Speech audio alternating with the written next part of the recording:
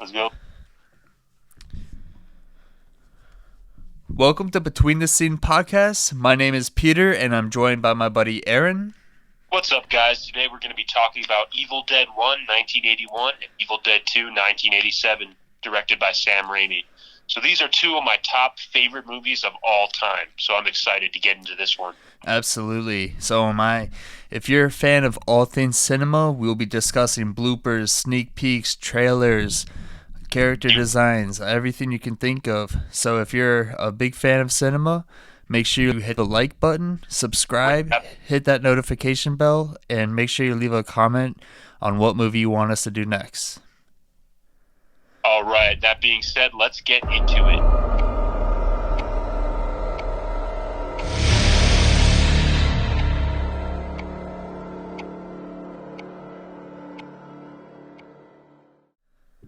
All right, so Evil Dead 1, 1981, directed by Sam Raimi. What a milestone of a film. Mm-hmm. For the horror genre and just movies in general. This one is unique compared to a lot of the other horror movies that are like it, where, just a group of people, usually young people, go out into the woods. And, it's been done a million times, but Evil Dead really started it all. Whenever they're doing that, they're probably copying Evil Dead 1. Mm. So this movie basically starts out, there's a group of friends, Ash, his girlfriend, his other friend, and his girlfriend, and then another girl. They're all driving to the mountains, to this cabin, for like a weekend getaway. And it starts out, they're just driving through the woods, just laughing, having a good time, like a lot of these movies start out. Yep. And they go up the road, get to the cabin, and as they get to the cabin, the first one of the first scenes in the movie that actually happens to be one of my favorite scenes because of it shows Sam Raimi's style of that slow build up, that building intensity. Uh-huh. There's like a bench on the front porch that's like hitting. It's kind of swaying and hitting the side of the cabin. Uh-huh. But it almost sounds like someone walking, and you don't really know what it is while they're pulling. It's done so well because like you could hear the sound of it as the car's pulling up, and then slowly as they approach the cabin and they walk towards it, you see it's this bench that's swaying, and then as soon as he reaches out and tries to stop it, it just stops, and then like they're going into a haunted house. Yeah, it's a good way to really bring out the whole atmosphere of the scary place, and like the set design, and really plays a part in creating this world that the characters are going to go through. So I thought that was a really cool choice. It was simple and yet effective, and it's something that like every horror movie needs something to like really place the characters in the world that they're gonna be in. So Yeah, and starting with the first movie, like as you just said, the set, the world they're in, the setting is really drives these movies. There's a lot that drives these movies up into the legendary status that they've achieved, but the setting for me and like the look of where they're at really just wow, like it just it's so incredibly spooky is the best way I could put it. Like maybe in a cheesy sense, but like see the first movie, the thing with Evil Dead 1 and 2, the first movie is a lot more serious. uh There is an underlying comedic tone, I would say, but compared to any other Evil Dead going forward, the Evil Dead 1 takes itself the most seriously. uh-huh. I like that. I like the tone of this movie the most, I would say. Yeah. Out of them. Yeah. And the plot is pretty simple. So from there, where I left off, where they get to the cabin, they notice how it's very dingy inside, but they kind of settle in, like whatever. And Uh-huh. One of the other first things you'll notice when you watch this movie, if you're a fan of other horror movies, and if you've listened to our podcast before, you'll know the Texas Chainsaw Massacre, 1974. Mhm. When they go into the first Evil Dead, it looks like the set of the Texas Chainsaw Massacre. There's even like teeth and bones hanging from strings from the ceiling. Yep. Did you notice that? Yeah. And I've seen the behind the scenes, the commentary from from the director and Bruce Campbell, who plays Ash in this movie, and it's 100% taken from Texas Chainsaw Massacre. Oh yeah, is it? It is, yeah. And so they get settled in the cabin, and then one of them, the basement door flings open. There's a trap door on the floor. Uh-huh. And then they go and investigate. They find a tape. They listen to the tape, and it says a bunch of evil words, like a curse, and unlocks the evil. And I won't spoil it from there, but that's the basic premise of the movie. Yeah. As simple as it is, it works really well. Yeah. No, it's definitely a movie that. I mean, the story is there, but wow, why can't I hear it myself? There we go. The story is there, but I feel like this movie is more about the entertainment, like the effects and the whole like the horror side of things. Especially in Evil Dead 1, where it's pretty much like a free for all, like fend for yourself. Mhm. I feel like Like, I watched this movie when like 12, uh-huh. so not like super young, but still kind of young. And I remember actually when I first watched it, it kind of scared me, like more than and now that I've seen it a bunch of times and have seen so many movies. Yeah. But the feeling I got was this like, because like when you're so young, you really like don't separate fantasy and fiction. Like you're really in the character's shoes, so to speak. Like with Ash in this case, you get this sense of doom. Like you feel like, what is he gonna do? Like you're trapped in this house. Like the whole thing takes place over one night. Yeah. I almost think of it like what Ash is going through is like this like bad trip. Like he just has to make it through the night until the day comes up, and then, but like when the sun's down and he's stuck there, he is stuck there with these demons. Yeah. Yeah. And that feels like one of the more frightening aspects of the movie, I would say. I want to go into the whole set design. There's multiple locations, so you got like a studio set for not a studio set, I'm sorry, a set for the indoor shots, and then you have a set for the exterior shots. What most people don't know, and it's probably hard to tell because of the editing and how well it was done in this movie, that there's multiple locations, even though it seems like it's all taking place in and around this one cabin. Yeah, they do a good job. Possible to tell that the outside of the cabin isn't the same as the inside. But if you notice, when they're on the outside, it looks pretty small, and then when they're on the inside, it's like there's all these rooms running around. There's like a bathroom, space, and bedroom. Like it's so much bigger on the inside. Yeah. So it's not only that, but the basement scenes too. There was no real basement in that cabin they were shooting, so there was just a hole in the ground, and they dug out a small hole just for an actor to get inside and like pop out, of that cellar door. But all the basement scenes were shot in a different location. A lot of them were in one of the actors' garage. For the basement? Yes. Huh. And there's like all Evil Dead movies, if you watch, there's a lot of Easter eggs. Sam Raimi's famous for his I call them Easter eggs, like a video game Easter egg. There's a lot of hidden just kind of funny things, like references in these movies.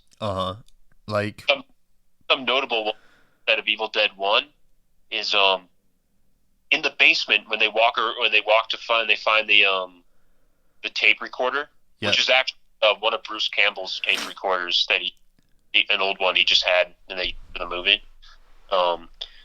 If you look behind them, there's a torn poster of The Hills Have Eyes.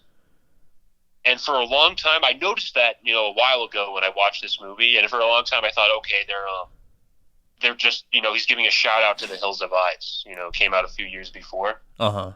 But the reference goes deeper. It goes deeper than that. I found this out recently. If you watch the original, the 1970s, The Hills Have Eyes. Uh-huh. There's art when they're walking in a shed where you can, if you look in the background, you see a torn poster of Jaws, Steven Spielberg's Jaws. Okay. And that was a way of them saying, because the poster is ripped, and the same thing with the Evil Dead, the poster of The Hills Have Eyes is ripped. It's saying like, oh yeah, Jaws was the biggest blockbuster like a couple years ago. Like now, this movie, like it's ripped up because this one's scarier that you're watching. It's kind of like a little joke. Huh. So now that Sam Raimi is saying like, you thought The Hills Have Eyes was scary. You're like, what the thing you're watching is scarier. Yeah. Yeah. And from the director's commentary on the DVD, that was the actual reason for the reference. That's why you see The Hills Have Eyes. It's kind of like a little nod, like you thought The Hills Have Eyes was a freaky movie, like what you're watching right now, like just tear your poster up, like this is scary. I like the cameo of him and the co-producer in the beginning when they're in the car and they honk and they're like, "We're not honking at you." And I thought it was really interesting because I was like, "Oh, that's a cool cameo." But you go a step further, and you're telling me about how the tape recording actually says that, that he says the names of the M. Raimi and the producer Robert Tappert. So when the tape recorder's talking, so like I forgot to mention this. They bring the tape recorder upstairs and then they press play. Yeah. And the spell on it, and it's supposed to be in like this made up language. It's a made up language, but it's supposed to be like ancient sounding when he's like Tanda Karu Ada. And while he's saying that, you kind of have to listen. I have heard it before, and I kind of brushed it off because I was like, that. I did hear him say "down the road," and I remember, what does that mean? But if you listen to it, it says something to the effect of like Sam and Robert the hitchhikers down the roads. It's that while it's saying all those words, it just kind of throws that in, so it alludes to that same cameo. The director Sam Raimi and producer Robert Tappert were the hitchhikers down the road. Yeah. Yeah. If any of you watching are like, Sam Raimi, I know that name. He is the director of Spider-Man 1, 2, and 3, and the new Doctor Strange. Yep, the new Doctor Strange. The one that came out in 22. So he's I don't know too much about him, if this is actually what set him off into the whole spiral of success, but it did. It did? Yeah. Okay. Yeah. It definitely is a movie that deserves recognition, and he deserves to find more work after, because this movie's killer. That with the Marvel movie today, he's still killing it right now. Yeah. I do watch the Marvel movies from time to time. I can't say I'm the biggest Marvel fanatic, but I do understand that they're the most popular movies right now. That can't be denied. And yeah, if you're getting hired to direct those movies, like, you are making a killing right now. Yeah.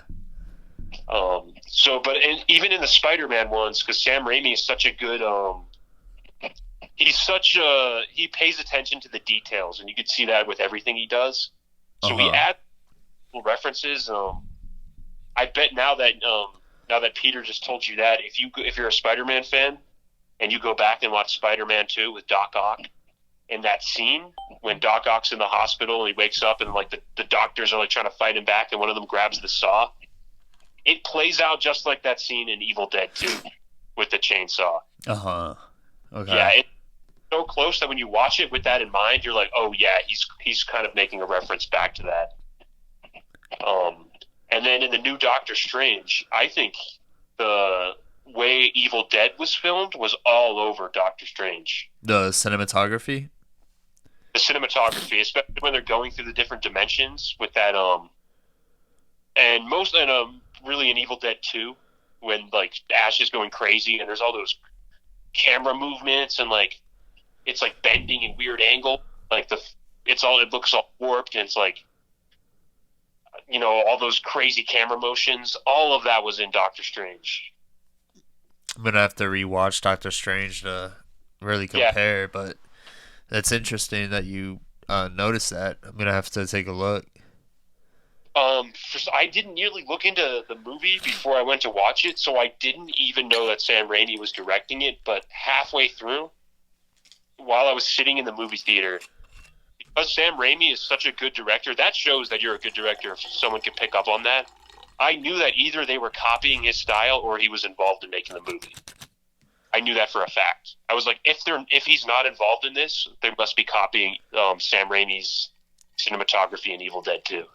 You thought that while watching Doctor Strange? And I waited till the end, and I saw his name come up as the director, and I was like, there it is. All right, so we should probably move into Evil Dead 2. I think we've covered Evil Dead 1. Now, with horror sequels, after there's been like a really, really good blockbuster horror movie, they always want to make a sequel. Of course. Usually it's better. Usually it's a money grab. This is not one of those cases.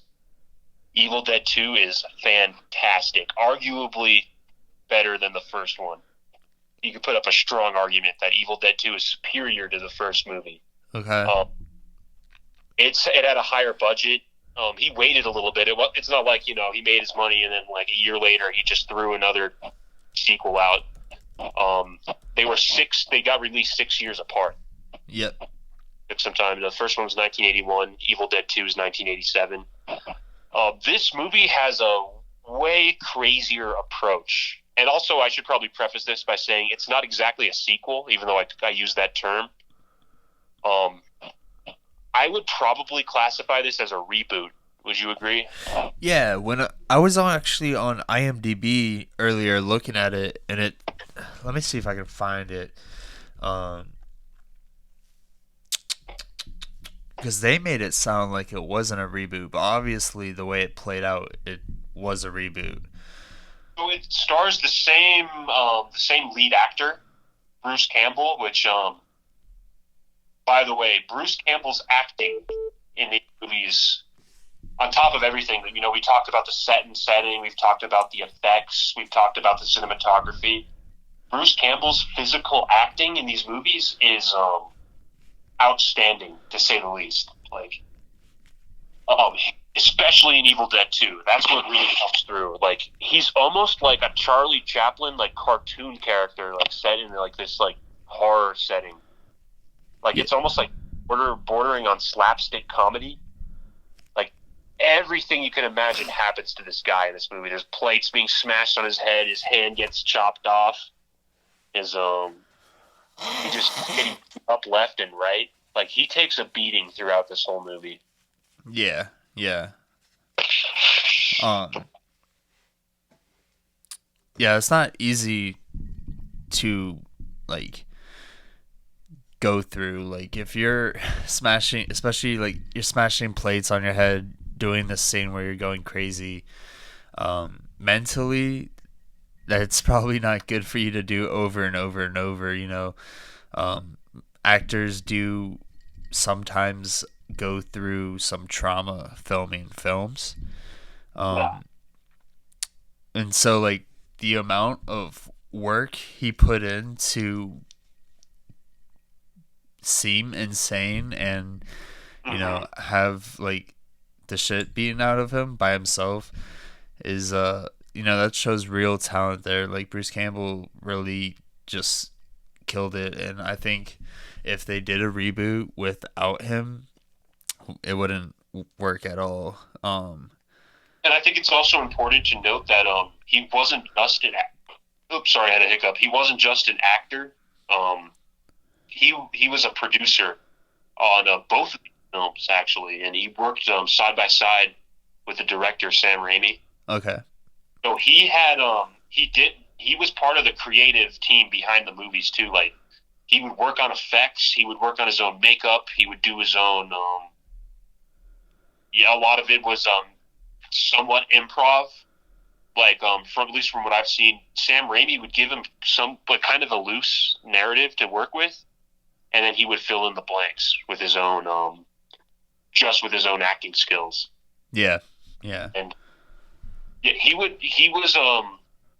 making a lot of the decisions on set on the spot, so he was involved in that too. Um, the designs of the Deadites, the in this movie the possessed are called the Deadites. Yeah.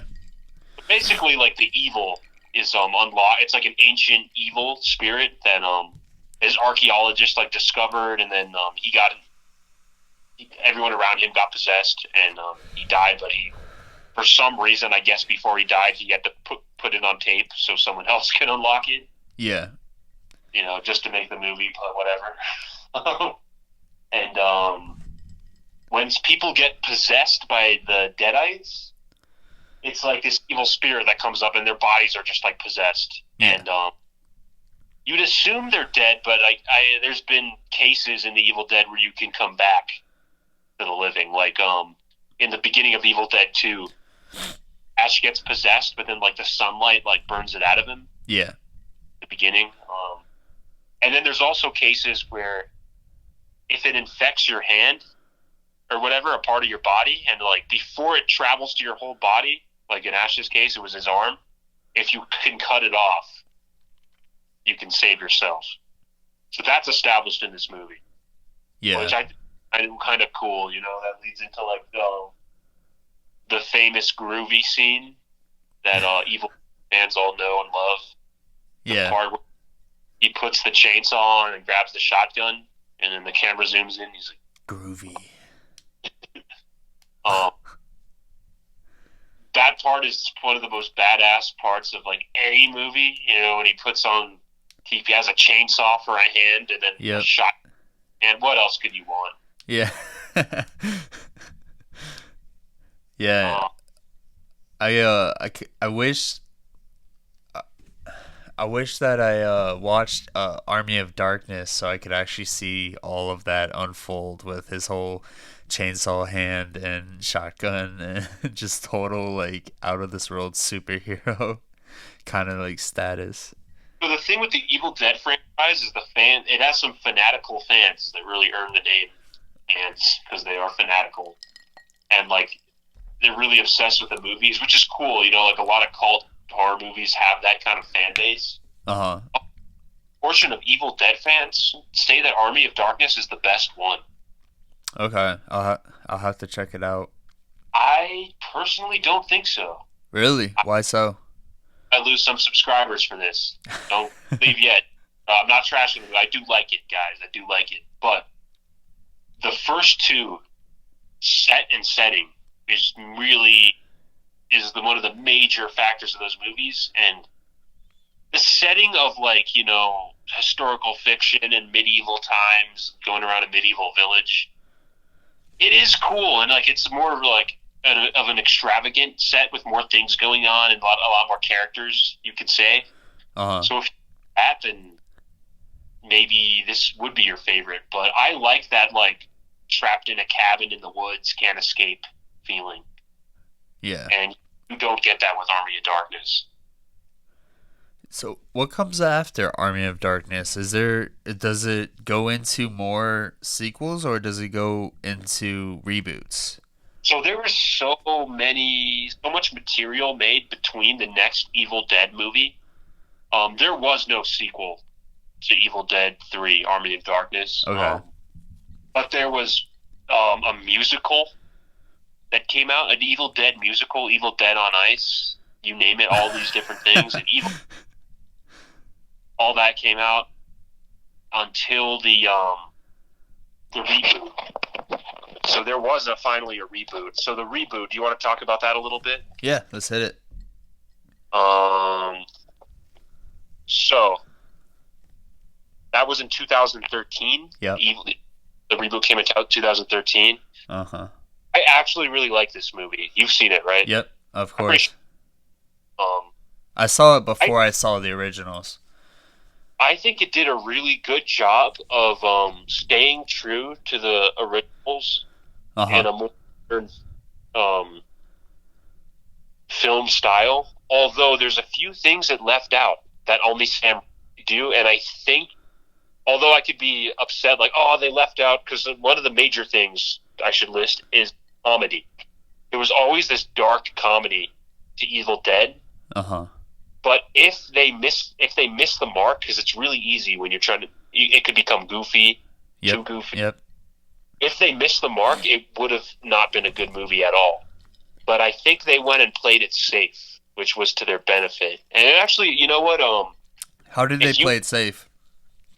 Because they didn't add any of that comedy. Yep. They didn't zany and almost like they didn't add any cheesiness to it when the first two weren't afraid to get a little cheesy for your entertainment. Yeah. But if they couldn't do it right, it would have been bad.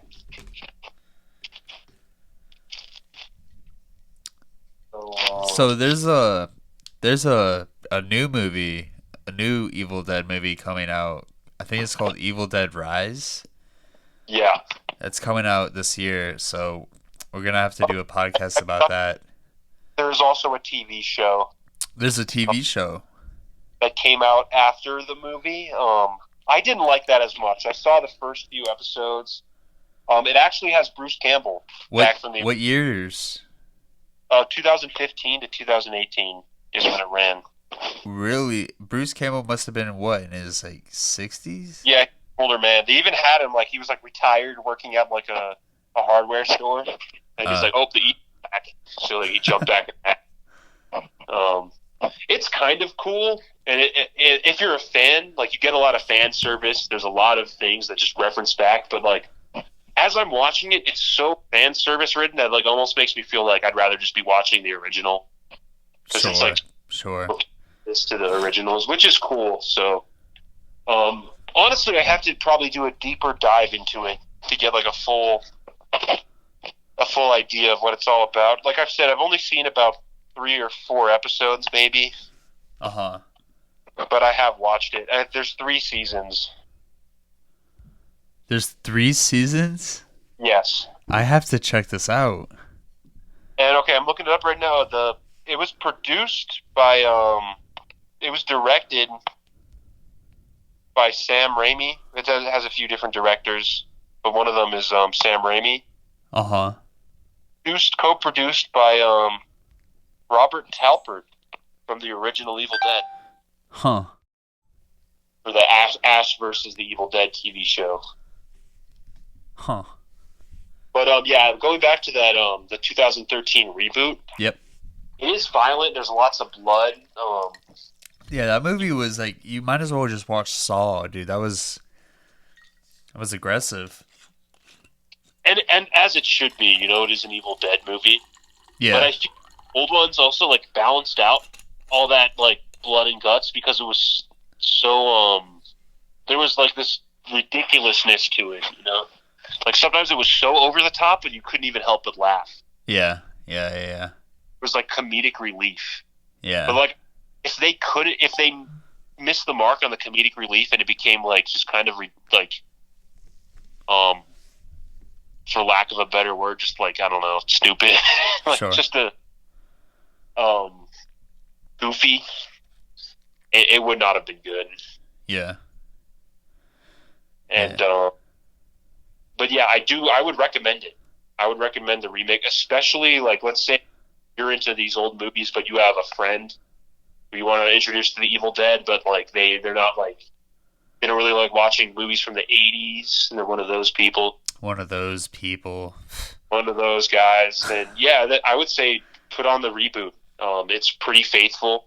It's a new story. It's got a new take. The character. It's not the same exact story, but with The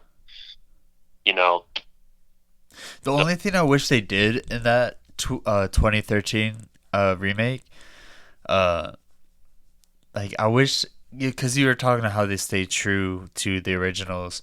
I wish they had stop motion in it. You know what? That you just read my mind. I forgot we didn't mention the stop motion in these movies. Yeah, yeah.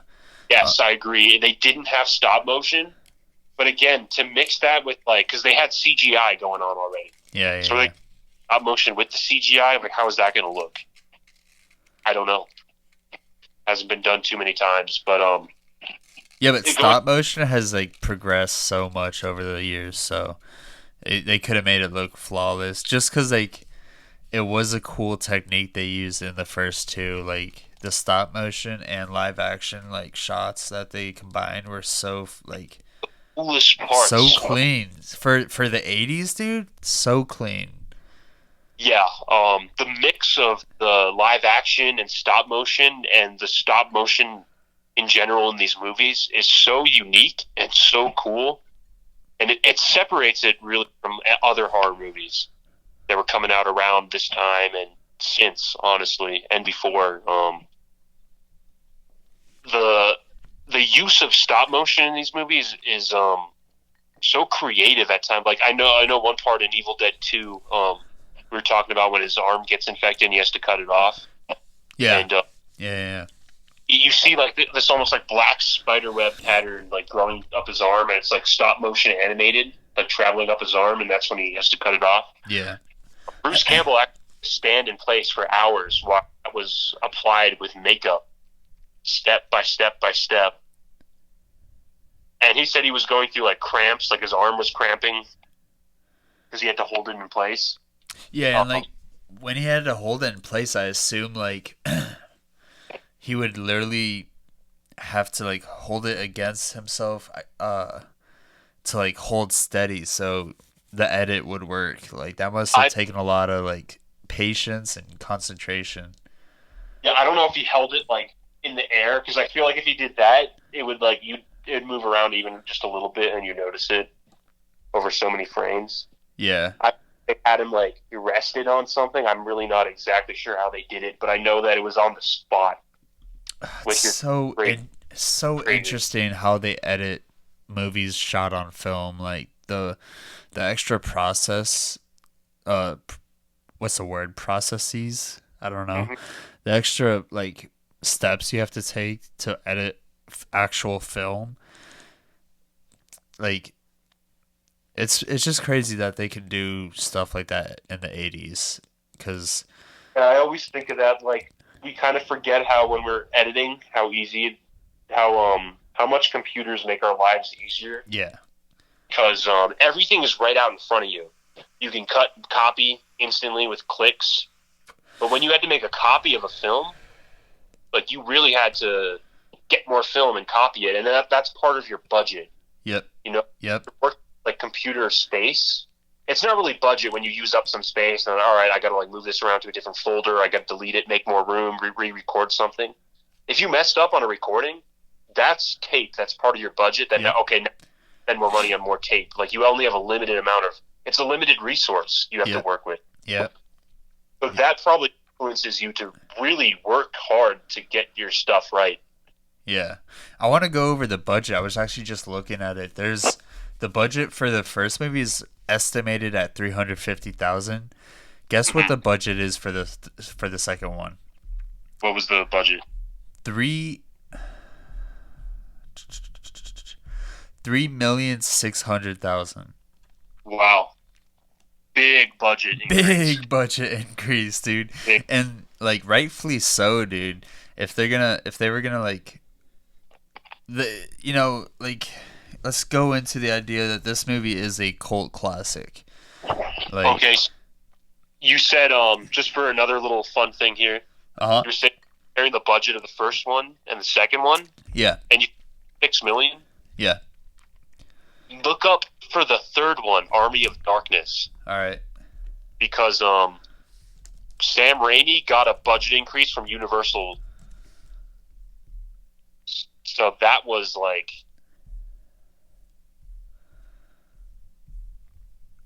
did you see it? 11 million. So even it went up by twice from the second one. Wow. I'm gonna have to watch this movie. They only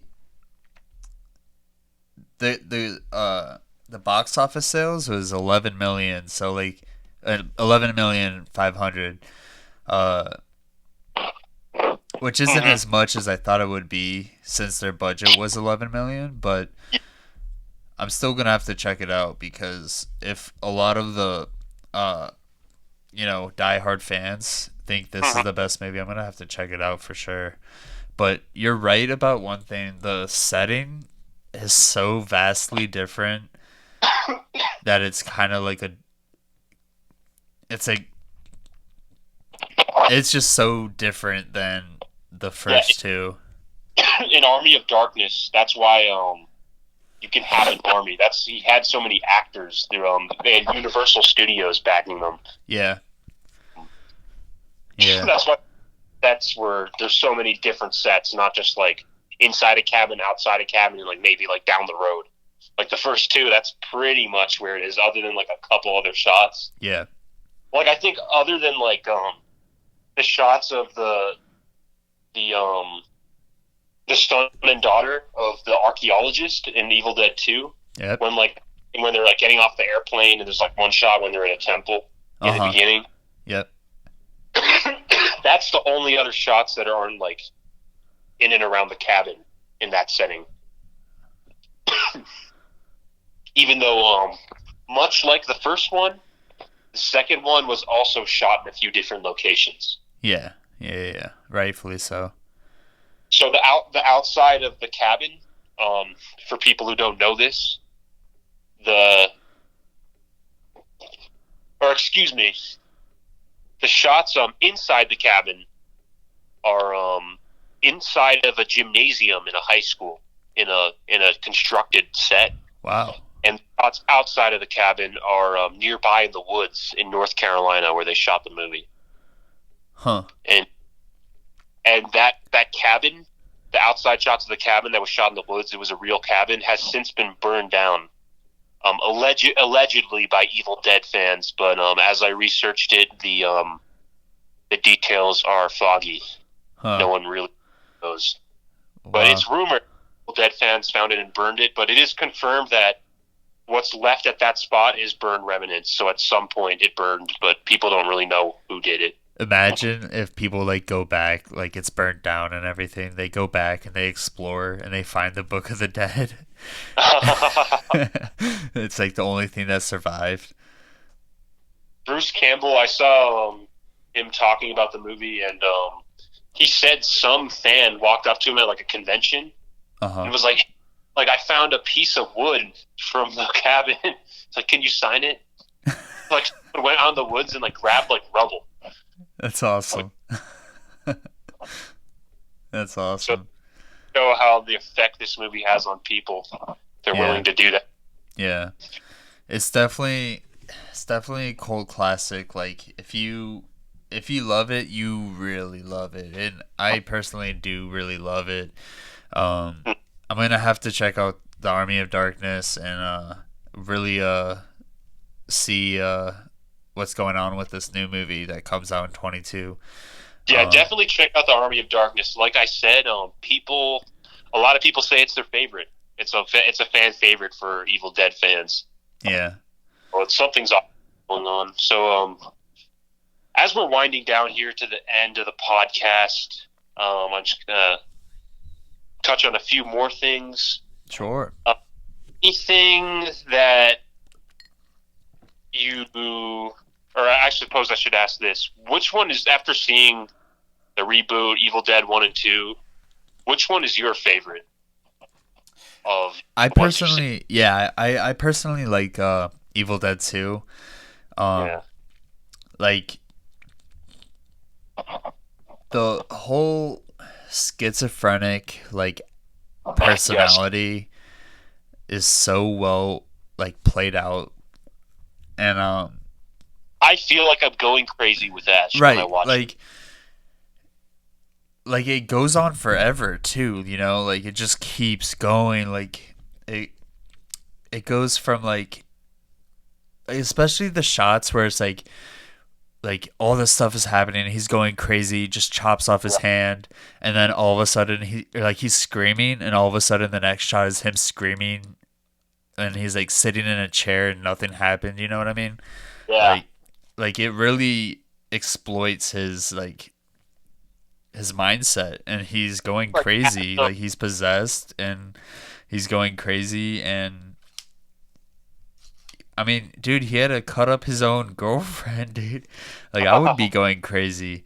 I think the second one for me really does play out better, and um,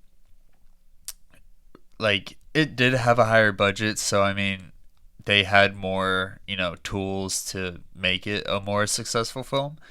yeah. But I think I just like the story of Evil Dead 2, and the acting in Evil Dead 2, just like it is so like ramped up. Like it's really good. It is ramp. Evil Dead, like the Evil Dead, the first one is really good, and I like how many characters are in it. So it gives you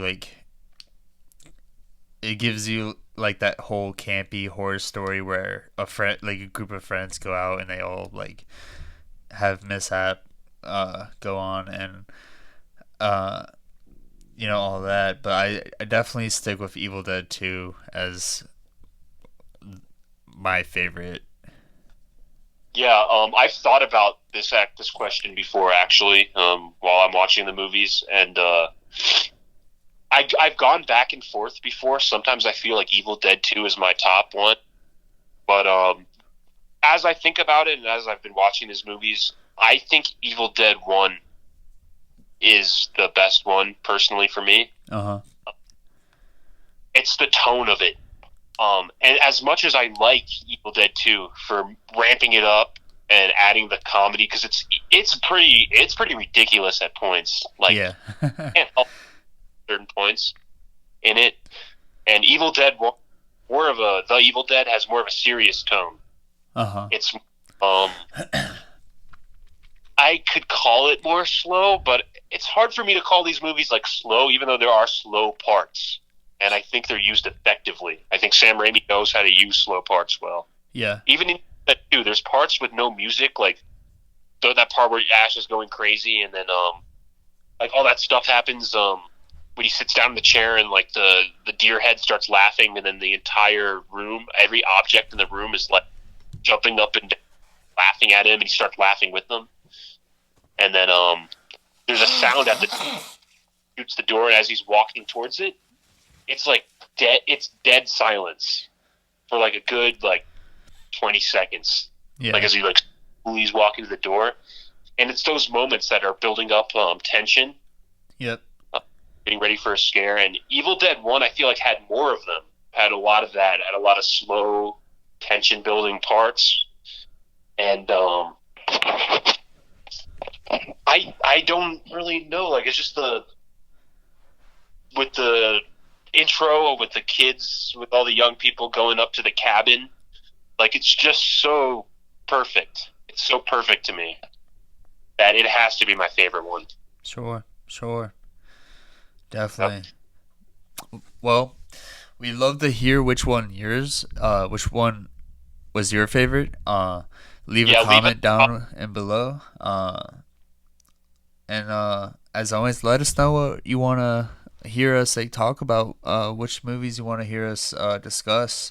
It does horror. It could be action, suspense, drama, romantic comedy, Norwegian art films. We'll watch anything.